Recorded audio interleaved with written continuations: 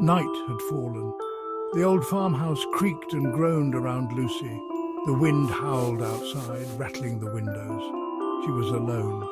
Her parents had gone into town for supplies, leaving her in charge. She wished they hadn't. Being alone in the dark was unsettling. Every rustle of leaves sounded like footsteps. Lucy tried to distract herself. She put on some music, but it just made the silence between songs more pronounced. She tried reading, but the words swam before her eyes. The power flickered. Then everything went dark. Lucy's heart pounded in her chest. She was alone, in the dark, and utterly terrified. A sharp rap on the front door shattered the silence.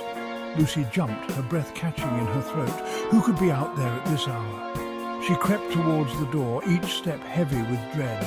Peering through the peephole, she saw nothing but darkness. The wind howled again, mocking her fear. Another knock, louder this time.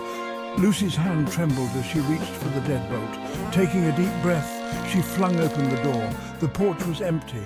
There was no one there. Lucy scanned the shadows, her heart racing. Had she imagined it?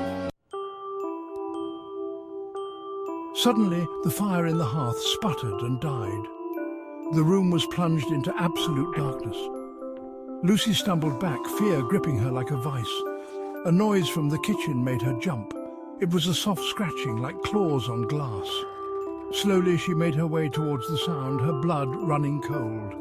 As she peered into the darkened kitchen, she saw it. A tall, shadowy figure pressed against the window.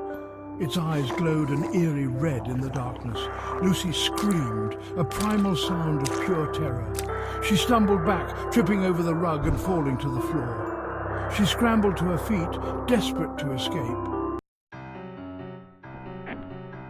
But it was too late. The figure was inside now, moving silently towards her, its ragged breathing the only sound in the suffocating darkness.